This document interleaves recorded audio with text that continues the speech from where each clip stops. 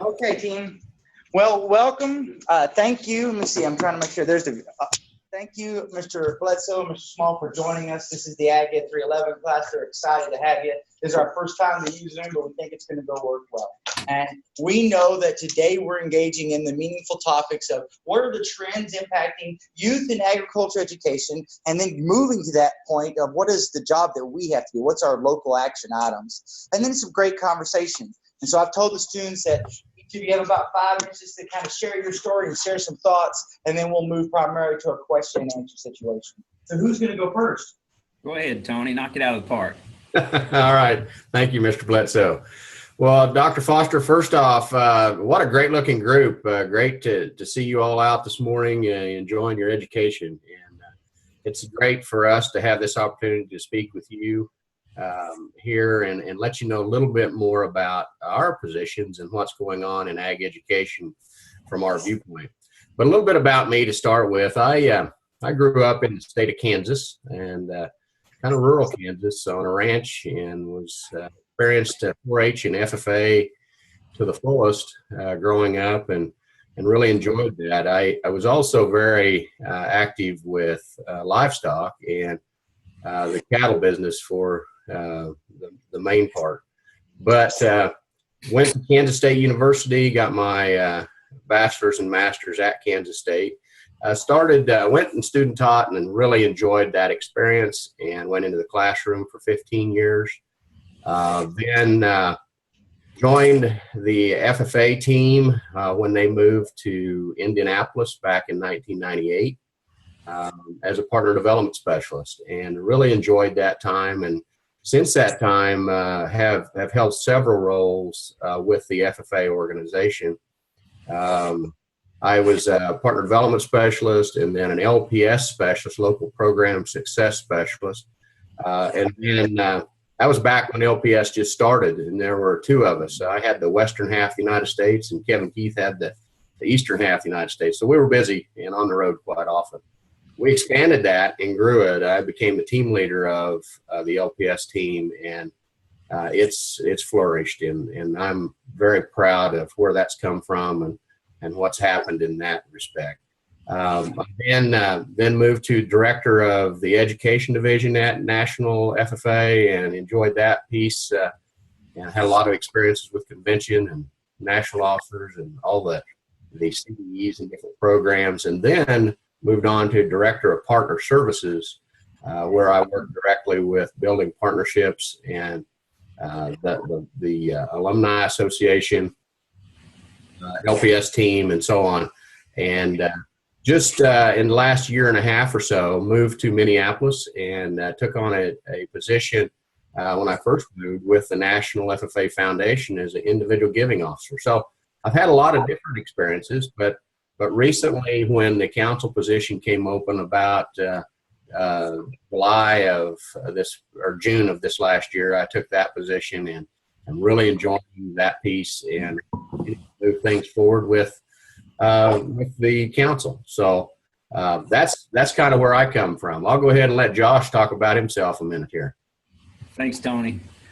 I will echo Tony's comments. It's absolutely great to see y'all this morning, and appreciate, first of all, your decision to go into agricultural education. I think from mine and Tony's perspective and many others across the nation, I don't know of a better profession that really can impact the future of our country any more than what you can do as a teacher, and a teacher of agriculture, but more importantly, a teacher of youth. And so thanks for choosing that. I'm originally from North Carolina. I grew up in the rural northwest foothills of the state. I did not grow up on a farm.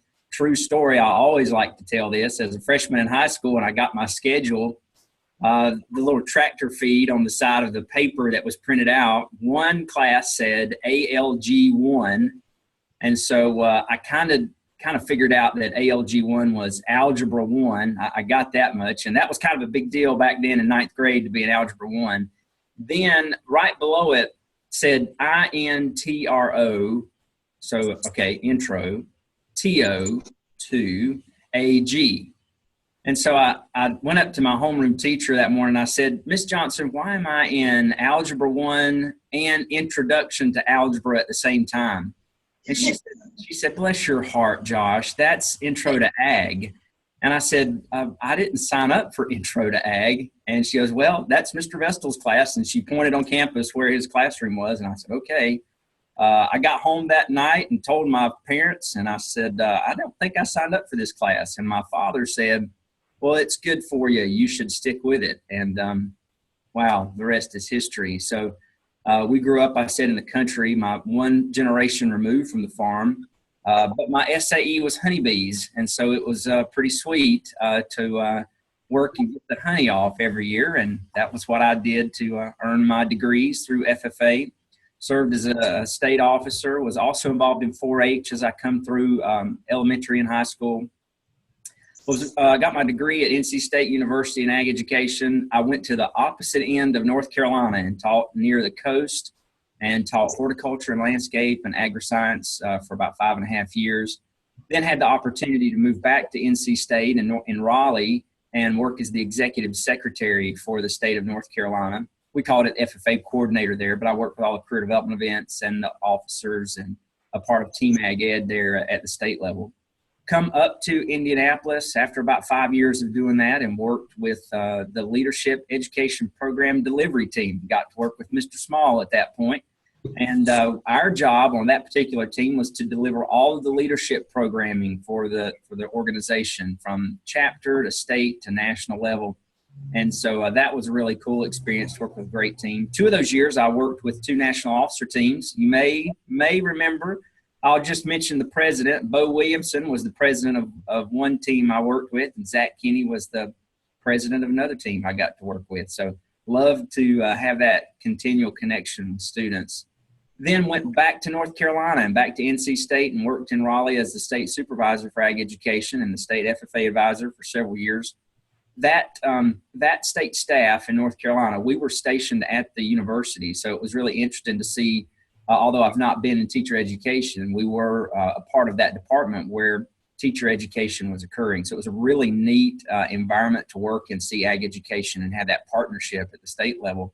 And then I've been in this position in February will be 4 years. And so we've moved back to Indianapolis, and my wife said, are you finished moving? And I said, well, I think for now. So it's been a really cool career, as Tony said, to see lots of different facets and sides of agricultural education. And I think for both of us being former classroom agriculture teachers, we know and appreciate what decisions that you've made to be where you are. And we know that the challenges, although there's a little bit of time that has lapsed between when we sat in your seat and the fact that you're sitting there now, but the foundation of that decision and the foundation of that work we know and appreciate. So we're just glad to be here this morning. And Dr. Foster, thanks for the opportunity to engage with folks that are going to shape the future. There's our opening. And so we're going to go to questions, team. So how do y'all, who wants to be the first one off the top?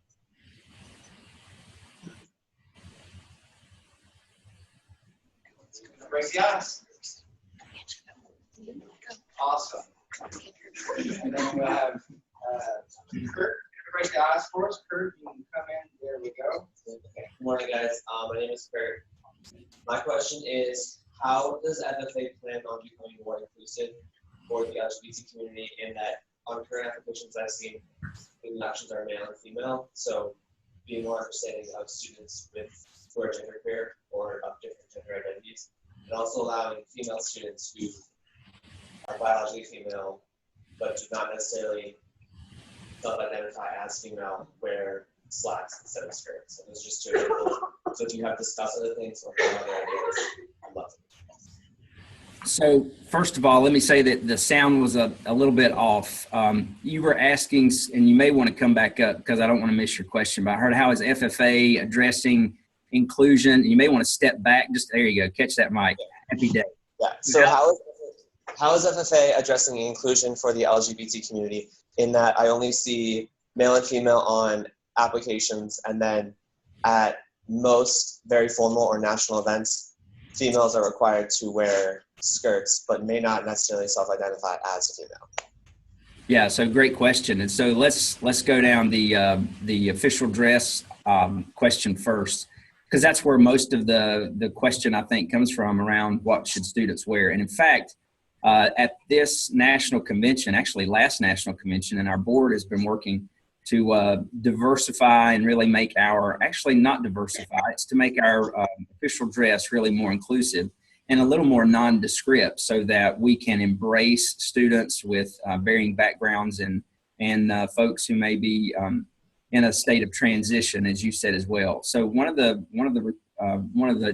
proposals that came from our delegates last fall and that our board has worked through, and we even went back to our students and our student delegates this summer at State President's Conference, and we've gone back to the delegates this fall, and then they've now looked at a proposal that will come back to the board of directors, which really takes male and female away from the official dress. And so it would just say, and I don't have it pulled up in front of me, but it basically would say that official dress is, and then there's an option of black skirt or black slacks, blouse or shirt, tie or scarf, and then appropriate shoes. And then also as we look at our student population, not only do we want to be inclusive of gender and equity in that stance, but we also want to be very inclusive of people's cultural and religious affiliations and as well. So one of the things that would also be is a proposal that's back in front of the board of directors in January is a statement about religious garb that students should be able to wear as a part of official dress. And in no way would that be discriminatory or be held against a student to be able to wear that. So that's what we're doing in terms of inclusion around our official dress. We've run that by our legal team. We wanted to make sure that we set a right precedent for that and that we sent the right message to our students. A part of that too is that for females, the big question always comes down to slacks, and can females wear slacks or skirts, and what's the right time? That's the student's choice. We're saying that you can wear a skirt or slacks, and so our job is to put that decision in the hands of the student, the individual, and then whatever the chapter may feel or the student may feel is appropriate attire for that particular event or activity that they're part of. In terms of applications, we've worked with several organizations to really see what's the best way to move forward with that. We've worked and partnered with some other youth development organizations on what they're doing. And what we've seen right now in terms of right practice and best practice is for students to whatever gender they feel most comfortable to identify with and wherever process they are, is that's the gender that they should then choose, whether male or female. So I can tell you we've got our finger on the pulse of that and trying to make sure that we are doing the right thing by our students. It's a good question. Very timely too, very timely question. I think you'll see if the board, and I think you'll see the board move forward on this. The board's very, very much in support of opening this up and of the official dress. So I think you'll see those changes probably come in place fairly quickly once the board acts. No definitive time frame. I'm not a representative of the board, but I think you'll see that happen pretty quickly. Again, great question. Hi, my name's Cheyenne. I'm going into agriculture and essential education. My question for you is, how do you have somebody that's unaware of agriculture, the FFA, 4-H programs, how do you show them the importance that agriculture has in the community? And rather, how do you have them believe a child that's an FFA of what they're like, explaining their passion to them? Tony, do you want to both of us address that, or? Yeah, why don't you go ahead and start, and then I'll jump right in. Sure. And thanks for your question. I would just say probably the best thing you can do to start with is for your students to tell their story, because they're the only ones that have that story. And one thing that I often tell to students is to be uniquely you, because you're the only person that can be you. And it may sound a little cliche when I say that, but I think that unique story that your student has, that you have in that classroom, is the best mouthpiece that you can have, and the best mouthpiece for agriculture. And it doesn't matter if they come from 1,000 acres of field crops and cattle, or if they come from the smallest department and they have an agri-science SAE, or they're seeing which corn seed will come up quicker, or they're just exploring careers in agriculture. I think as an ag teacher, one of the best things that we can do is just to help students understand that story that they have, and then to equip them with the way to tell it. And then the thing about how do you help people understand ag, there's no magic formula in my mind. I think when I was in the classroom, and even now, I think about how can we best educate people about agriculture. I think is that we can present a very unbiased and a solid program that exposes students to the variety of agriculture, and then that your program then would reflect the agriculture in that community. And so as we expose students to that, their story then continues to grow and expand, and then they can share that. And so I think to be good and reflective of the local community, empower your students to tell that story. And then I can say from the FFA side, we've got a variety of resources. In fact, we've got a whole group now that their sole job every morning when they wake up and go to work is to think about how can we help teachers and students by providing resources and activities that they can be better literate around agriculture, and then how can they be better advocates for agriculture. We've got a whole course on FFA.org about ag literacy and advocacy that you can use. It's absolutely free. You just download it. It's free for use. It's been there for several years. We also have our connection with Growing Leaders, and we've created habitudes for students to help them tell their story. And so we've got that resource. It's absolutely free. It's a classroom set. All you have to do is request it from us, and then we send those out to you. It's got a whole teacher guide and kit with it. So they're images that will that teach students leadership concepts that will then help them tell their story. And any way you can help students tell that story and then equip them. Here's the tough part. You got to equip them so that they know when's the right time to engage with a story and when's the right time to engage in facts. Because lots of times when you think about telling your ag story, we can get passionate or emotional. You got to make sure that students know the right time to share when and what. And sometimes, even as adults, we struggle with when that is. So that's kind of a big, broad, quick swipe of some things that I would offer. Tony, I'm sure you have lots of ideas as well. Well, there are, but I'll tell you, I really like the idea that Josh just provided you. You know, we have so much diversity in agriculture and levels of understanding, even within our classrooms. And so having those discussions and using those materials that Mr. Bledsoe just talked about are key to really helping those students better understand how they can tell the story, tell our story. And that's going to be more and more important as agriculture covers a wider, continues to cover a wider variety of populations. We're in 15 of the 16 largest cities in the United States, and those students who live in those cities, they need to have that understanding of agriculture and be able to tell the agriculture story, so that the folks they interact with on a daily basis can really understand it as well. So the resources are there. We have continued to develop those because we do know it is a challenge. Students, teachers, those connected with ag education have continued to tell us that, that's an important piece of being able to tell the story. I also really like the piece that Mr. Bledsoe talked about of knowing when to use facts or telling your story from a individual standpoint. Because a lot of times when you start telling facts, it sounds like you're trying to defend, when at the same time you're just trying to educate. But if you can tell it from your own passion, I think that's an important piece, one that people can really understand and come to that level to appreciate.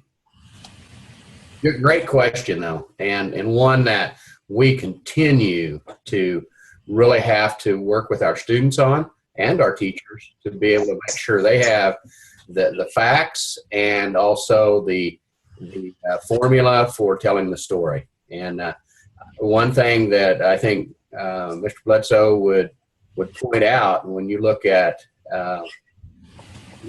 the vision for FFA and also the vision for the council, it talks about so one of our priorities is telling our story, and it's not only in the classroom, but it's for all of ag education. I'll add one more thing to that, Mr. Small, and that is the ag industry, as we work with our partners, are extremely interested in helping students tell the ag story.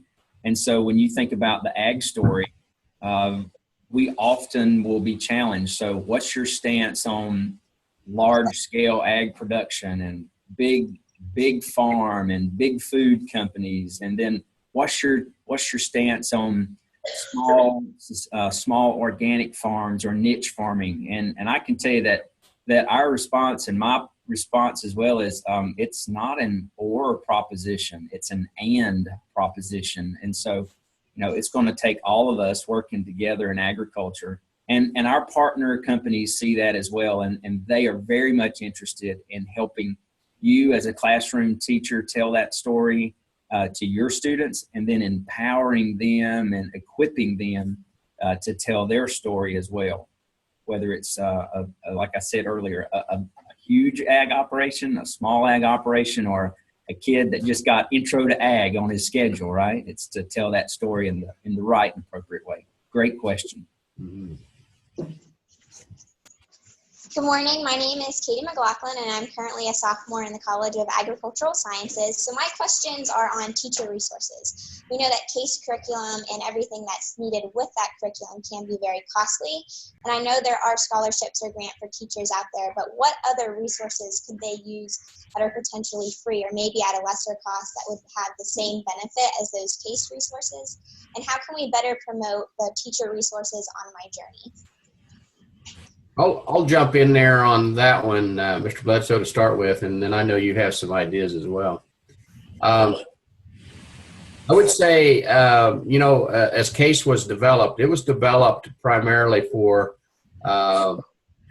originally for states that didn't have an existing curriculum as a source of a curriculum for teachers to have more structure in their classrooms. And, it's migrated into so much more. But I would say that, as you travel across the country, you would see states that have an existing curriculum that is state certified, that teachers utilize and are held to on a daily basis and on in their classes for the semester and for the year. And it varies so much across the country, and it varies down to the point of there are states that don't have any curriculum. It's up to the teacher to determine what to teach. And that becomes a really huge challenge for teachers who have to develop their classroom work each and every day. If they've got 6 planning periods, that's 6 lessons you have to plan for each and every day. And that's a huge challenge to teachers. Being able to provide a good, solid curriculum that fills that void, that keeps education on track and is related to math and science and technology, is essential. And in that case, we talk about the cost of what it costs to use CASE. In situations where you're not buying textbooks and you're not buying equipment and different pieces for education components, really not that expensive because you're setting up that classroom and that teacher for success and your students.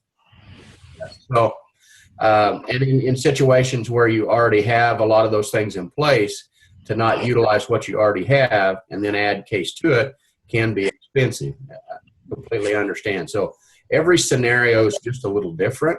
It's up to that local program and their administration to identify what works best for them. But the CASE program is a great program for those teachers that need that curriculum. And in most cases, I would say every teacher could utilize that fully. It's great curriculum. Hopefully you've had some exposure to it. I'm sure Dr. Foster has already exposed you to CASE. It's a great curriculum. It is expensive in the fact of, it takes some time to get a teacher trained and ensure that you have those things in place. But really a sound quality product that can be used. One of the things I would tell you, and this is how I think you can really identify what best fits your needs, and that is to use the National Quality Program Standards that are available through the National Council for Ag Education. You go to the front page of their website. They're right there on the right side. You can click on it and you can look at that. But it takes the 7 keys to local program success and evaluates them. And one of those is about curriculum and the classroom side. So it helps you identify where you are and what your needs are. And if you identify that those needs, you need to make some changes in some certain areas, certainly CASE might be a great consideration of where to go with that. There are a lot of different options out there. We continue to create resources with the council that help supplement those, but there are a number of good outside, I would say, third-party type developers that are developing curriculum that could be used in the classroom. So it all comes down to community-based program planning, going back to what exactly that local program needs and the assistance that you can provide those teachers to keep them in place. Essential. As we all know, there is a teacher shortage, and if we can do good things to help support that teacher in that classroom, that's worth a lot right there. Mr. Bledsoe? So, Katie, that was you that asked that question, right? Yes.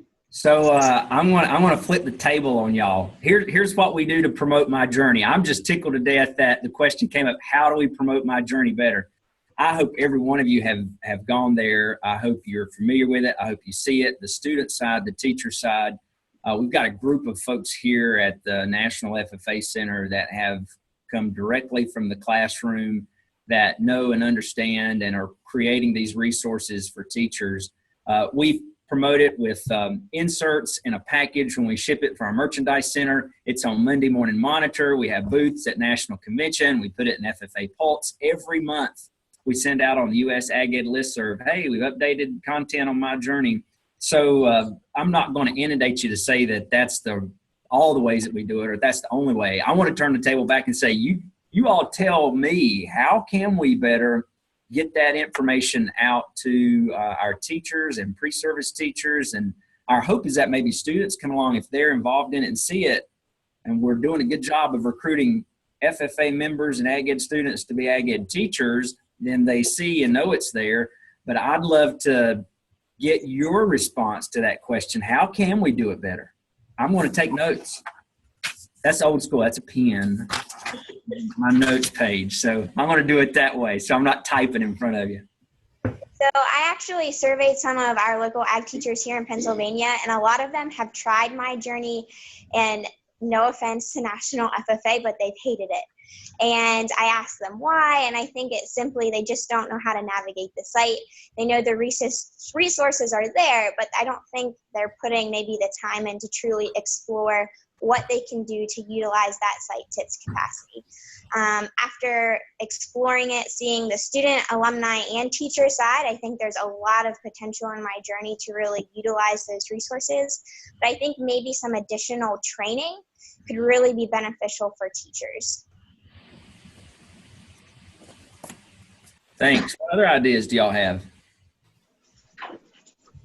And I'll share one situation we had is I tried to direct them to go to My Journey to get a teacher resource. Let me interrupt. I can't hear what whoever's talking. I'm sorry. Oh, hey, Dr. Foster. So here's one thing that we're trying, so these young people, let's use them as an example. I want to send them into My Journey to access national FFA stuff for their projects. Some of them are FFA members, not all of them. Some of them have FFA logins as students, but then it becomes in when they sign on that they're not seeing what a teacher would see or teacher resources. And so I don't really know the answer. I just know that that's been one struggle, is how you're designated when you log in depends on what resources you get to see. And I'm not entirely clear, because I tried to call and talk to Kevin Keith about this some and understand, but evidently not anybody can have a teacher login because it gives too much access. So I don't know. I think that you get my point as far as the login. What do you get to see depending on how you're designated with your FFA login? Yeah, and I can tell you, Dr. Foster, that's something that we are working on currently. I don't know that we have a date that I can give you, but access for pre-service teachers so that they can see what teachers see. Absolutely. And that is a great piece of feedback that we're going to work to get in place as soon as we can. Thanks.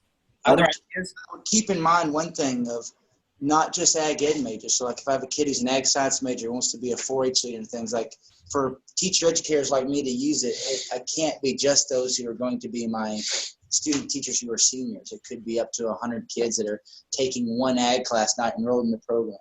Understood. Gotcha. Another piece of feedback I got from teachers is there are individual accounts for each member, which is great, but some of them were thinking that maybe a whole chapter account, something that everyone can access all at once, have the same resources, would be really beneficial. Then they wouldn't have to deal with 100 different passwords and usernames, and everything would be right there and readily available. Yeah, so that's good feedback too. And what we've been able to do even this year, and it's implemented now, is a teacher can create that password for everyone so that you don't have separate passwords. And so at the beginning of the class, you go right up there to that board I see on the left, and if your password is BR549, write up BR549, and there's 5 extra credit points if anybody knows that reference to BR549, even you, Dr. Foster. So you can write up that password on the board. Tony knows that reference. So you write that up on the board, and that can be every child in your chapter's password login. And then that is a much easier way to do it and still have that individual security for the individual student. So, yep, we've heard that. And I think even as you'll see, we're doing a complete chapter profile rewrite with our database and structures that we have internally. And then after we finish that up this fall, there'll be an individual profile rewrite. That the goal is to make that responsibility of rosters and access very easy for the teacher and very easy for the student, so we can make the time that an advisor has to spend doing paperwork or computer work, as we could say these days, a lot quicker and faster. So yeah, great feedback. Thank you. So anybody know the BR549 reference besides Tony Small? I got to ask it. Sorry, I'm just taking over class. I see you grinning back there, Dr. Foster. Anybody know it? Yeah, it's a country music band. Maybe, but I don't know that one. Goes further back.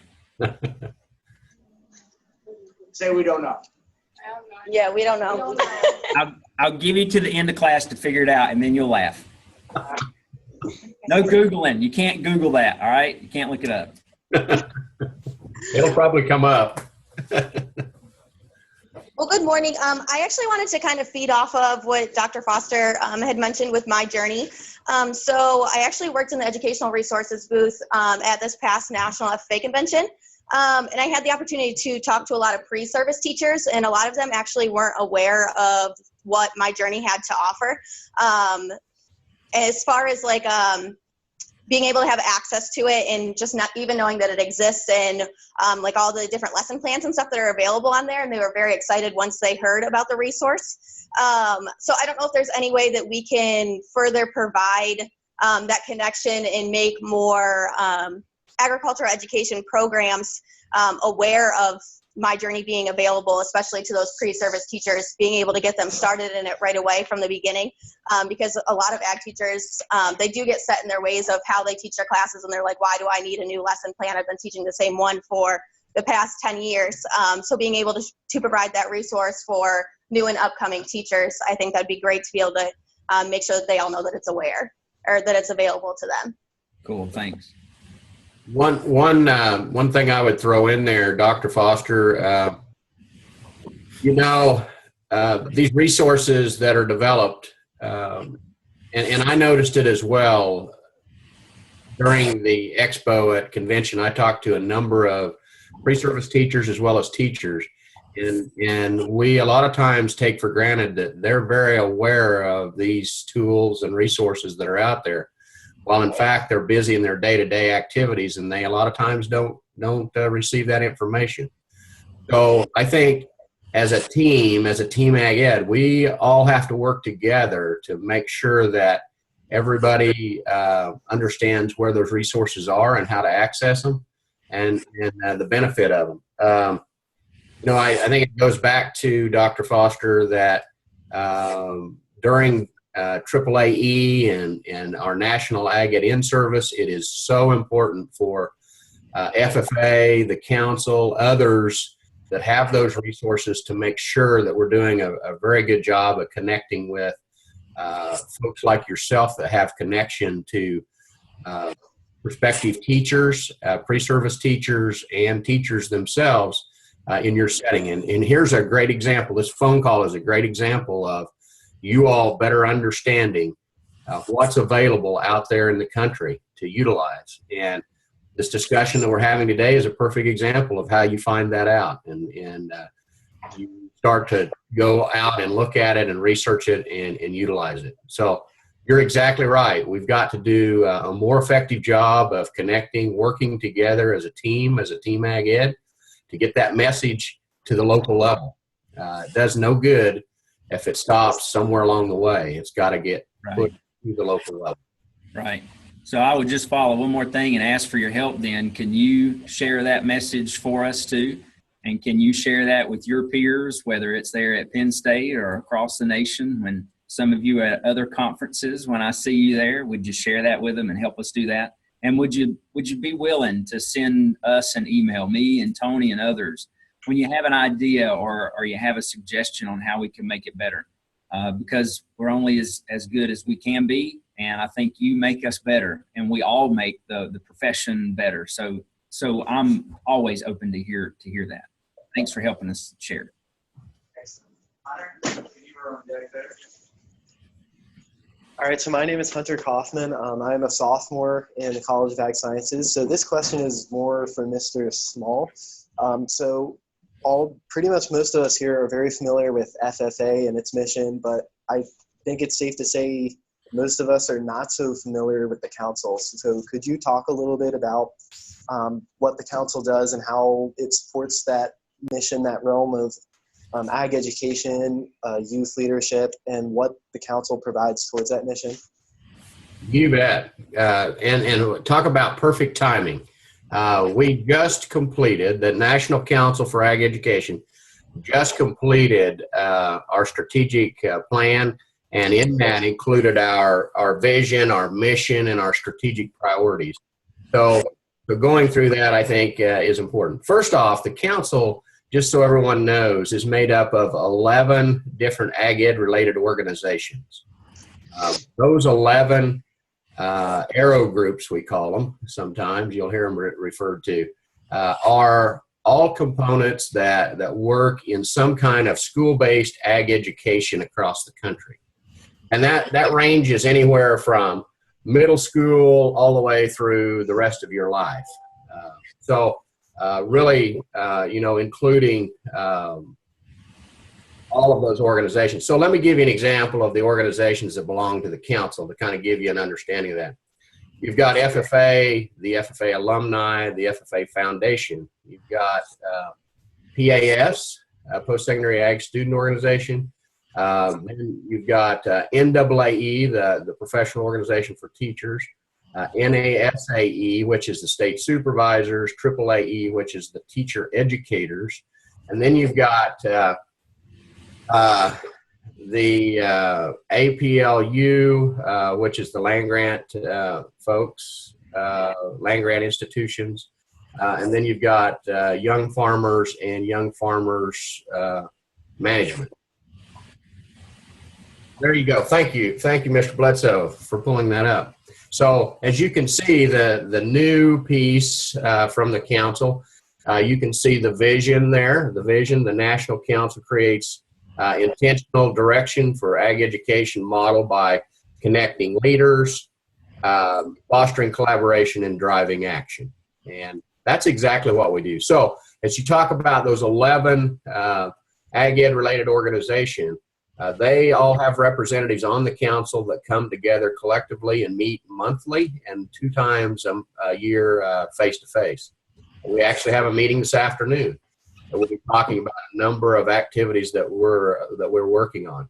So the fostering collaboration, exactly what I was talking about just a little bit ago. We've all got to come together and provide the messaging of all the initiatives that we're working on in ag education, and then of course the driving action piece. When we talk about the mission, we're identifying those opportunities and resources, and in school-based ag education, and that's exactly what we do when we meet. We have committees that are part of the council as well as council members, and we identify opportunities and resources that are needed. And provide that forum for thought and direction. Usually identifying challenges that we hear in the field, just like we're talking today. There are things that you all have raised today that I can continue to convey to the council. That's why I enjoy being a part of calls like this, because you hear from the field exactly what the needs are. And as we travel to different meetings and meet with our individual represented groups, they are always bringing that information to the council for thought and direction. And then, of course, focusing on academic and career success for all students. That's where ultimately what we're trying to do in ag education. So, that's extremely important. So it goes back to when we look at our strategic priorities that you'll see there at the bottom, we're always looking at how do we tell our story? Raising that public awareness on agriculture and education, just like we talked about in some earlier questions today. And then increasing the number of communication sources and channels. We know that everybody doesn't go to one location. Now, some more than others, but we have a broad variety of ages and people who are engaged in all kinds of work. And we need to reach out and touch them and let them understand more about agriculture and agriculture education in general. And then bringing people together. We're always looking for ways to connect those people, develop partnerships, and work on continuously on issues. One of the things that we do on an annual basis, and I've been working with Mr. Bledsoe and the FFA in this, we have a national ag ed in-service. We've kind of changed that over the years, and we went to in-service, an FFA in-service, and then a summit for ag education. But we're back to square one. We've all realized that we need to continue to work together and be more inclusive, because we can't wait 2 years to talk about issues. We need to talk about things as they happen. So we're pulling that all back together, and we're going to incorporate that together and make sure that Team Ag Ed from each state is at the table and able to connect and communicate and find out more information about what needs to happen in ag education for everybody to work together to be successful. So, and then the quality of ag education programs preparing career-ready graduates. We're always looking for ways to make improvements. That's why the National Council develop the National Quality Program Standards. And then right now, as we currently speak, we've got folks actually developing an electronic tool for the National Quality Program Standards that will really help identify areas where local programs can make improvements. This tool is developed so that an advisory council member, a school official, and the teacher can sit down and evaluate the program. It's not evaluating the teacher, it's evaluating the program. Evaluating the program to see what we can do to make it more effective for students. And then that electronic tool will gather that information, help that local program develop a plan for improvement in the areas that they see that they can improve. And we know that we're not perfect in all areas, so there are areas where improvement can be made. And as we look at the piece that's on the screen right now with the school-based ag education 3-component model, it all revolves around that, and then the 7 keys to local program success. So a great tool that'll be out this spring for teachers to utilize at local programs with their key community-based and school-based partners to make improvements. The other piece that's coming along right behind that the council is working with is a promising practices tool that is going to be tied directly to the National Quality Program Standards Survey tool. So if you're looking for a way to improve in a certain area, you'll be able to use this new resource to identify promising practices that can move you to that next level. So those are some examples of what the council does. One more I want to throw in there because I think it's huge, and it definitely is one of the components, and that's the SAE component. The council, the big question out there is who owns SAE? Well, we know that circle of FFA, and the leadership circle over here is an FFA circle. That classroom and laboratory, that's something that the state works with, the local program works with, school district works with. That piece is covered. But who gets up every day and thinks about SAE? And where does that lie? And where does the development of that come from?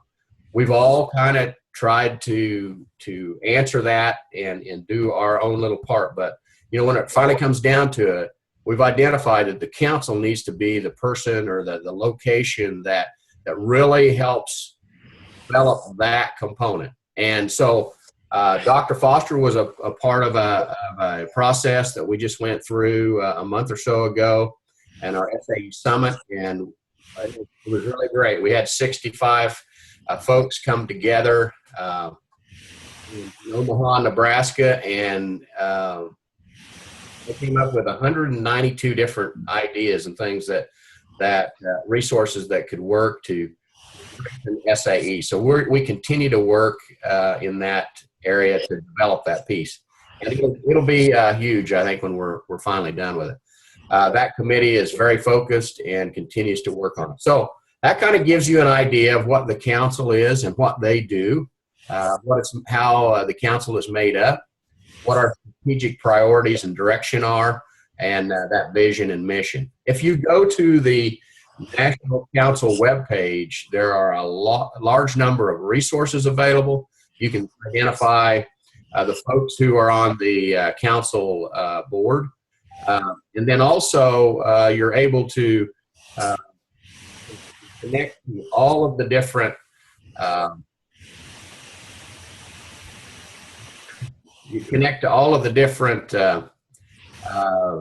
ag ed organizations that are a part of the council. So a great resource. I would hope that you would go there. The other resource that we have that's the weekly resource is the Monday Morning Monitor, which is the council's resource to updating agriculture education on a weekly basis. So if you're not subscribed to that, feel free to do that. You can do that by going to the council webpage and going through that process. Any other questions I can answer about the council? Yeah, I think we're picking up some background from somewhere. I don't know where that's coming from. We did get that. That was good information. I think we'll take one last question here from Angie Becker for today. Hi, I'm Angela Becker. I'm a hopeful student teacher candidate for the spring of 2018. And I just wanted to ask you gentlemen, because I know that you've seen FFA and ag education from many different points of view, different levels. What's a piece of advice that you would give me and my fellow classmates as aspiring ag teachers to be efficient, successful, and have the greatest impact on today's youth in our classroom? Go ahead, Tony.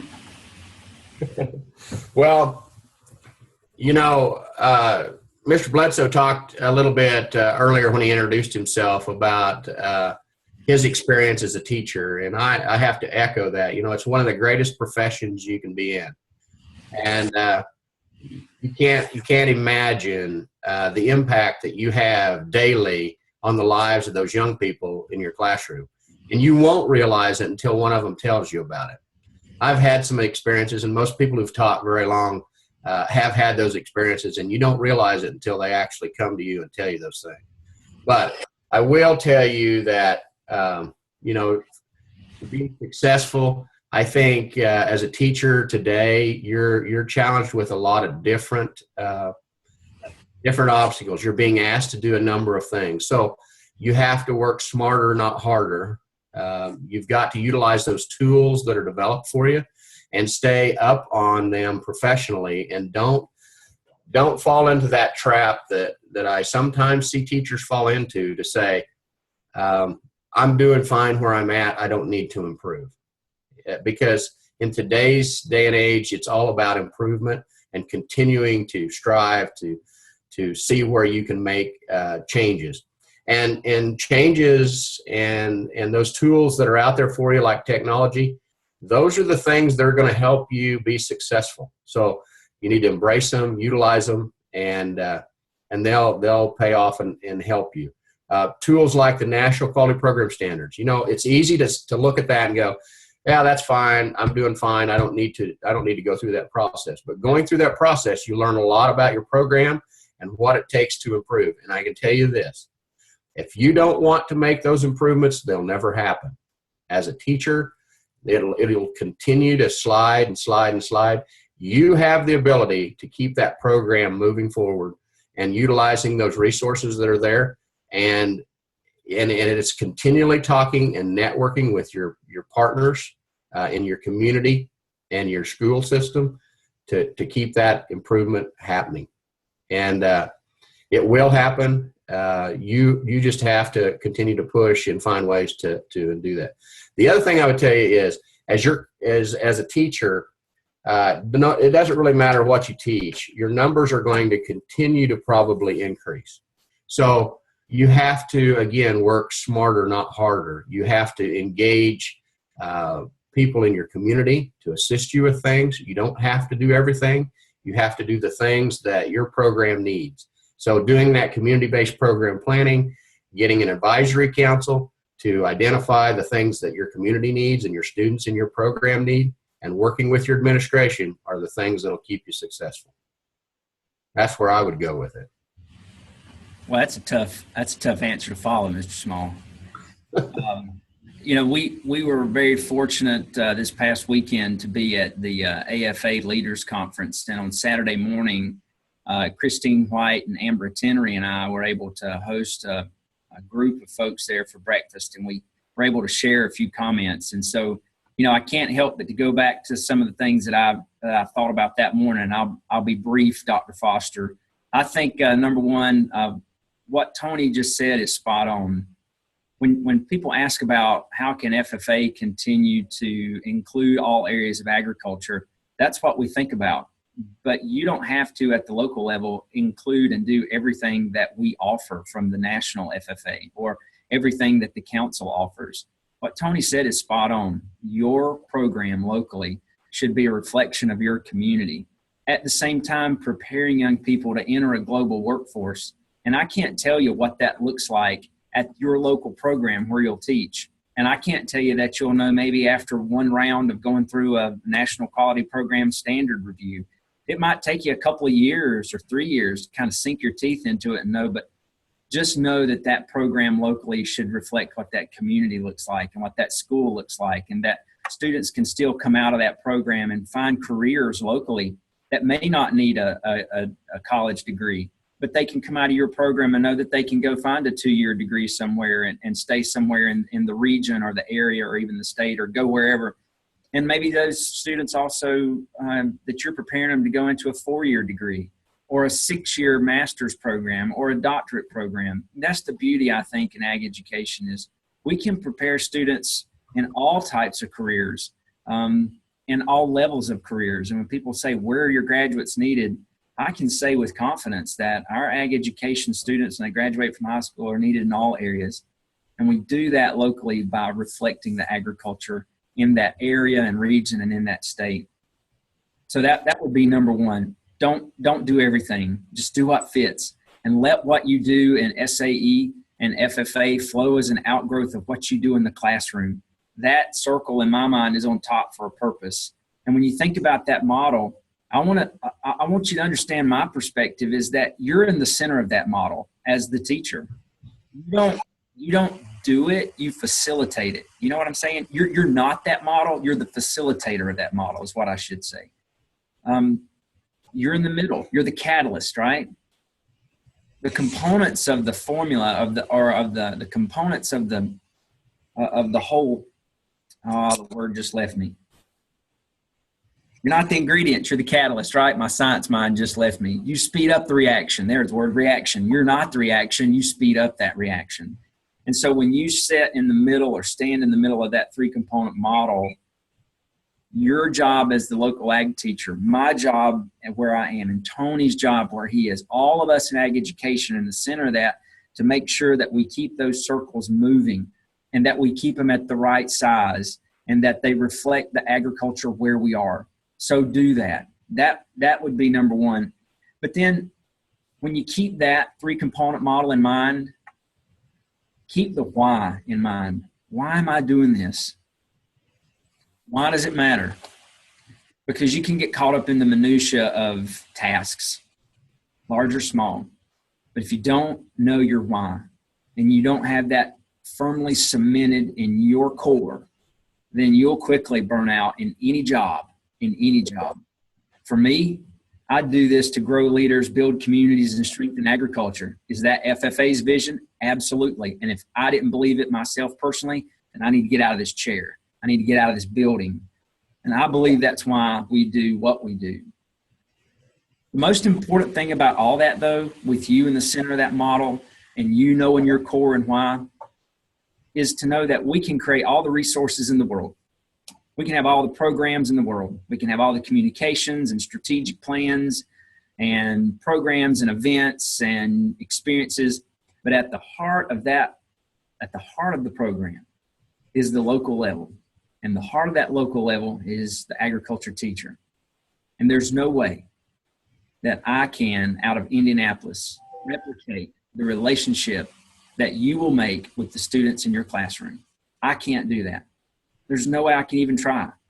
There's no way the staff that we have here at the national level or the staff at the respective state level, Mike Brammer can't do it in Pennsylvania, and I can name all the state staff across the nation. They can't do it at the state level either.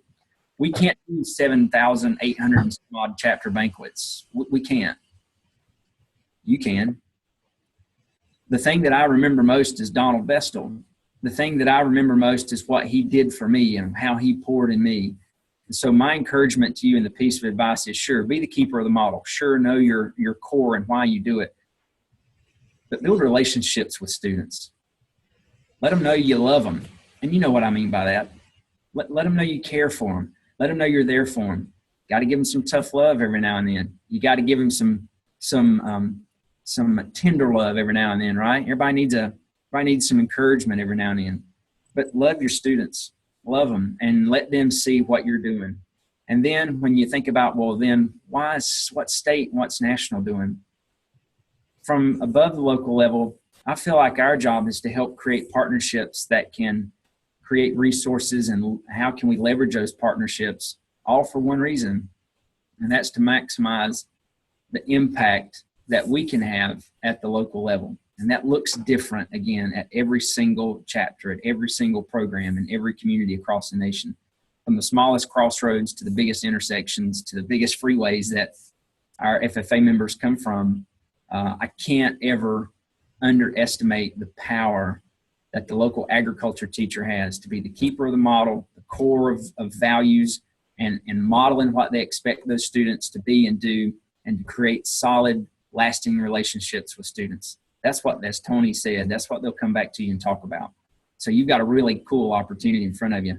I'm a little jealous of that, that you have that in front of you. I would, in a heartbeat, be glad to continue my career in an agriculture classroom, because I'm an agriculture teacher by choice and not by chance. And I teach children. I don't teach ag. I teach children. The topic I teach is ag. So again, I'm very glad and very proud that you all have chosen this career. And if some of you are wavering, know what you want to do. Find it out. You got time. And if ag education is not for you, then I'm cool with you finding another career in ag. If ag education is for you, I'm really cool that that's what you've chosen to do. But be a cheerleader, be passionate, be excited about it. And when you get in that classroom, replicate yourself in terms of ag teachers. And grow young people to be the future ag teachers that you are and that you are becoming. So that's more than one thing, but my 2 cents, maybe 5 cents worth.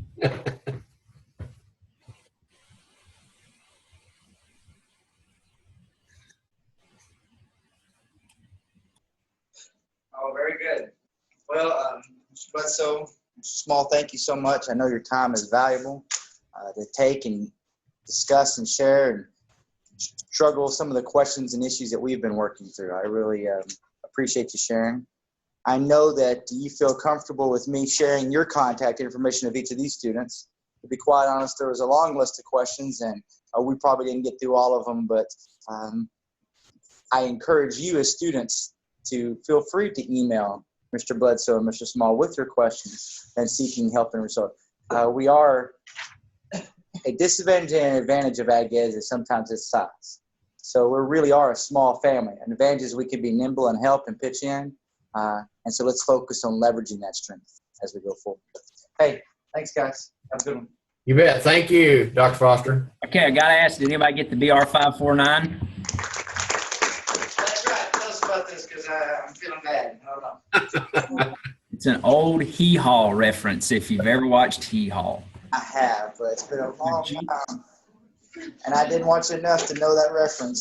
So Junior Sample sold used cars, and that was his phone number in the olden days, BR549. So just a little levity and fun for the day. Thank y'all. Have a great day.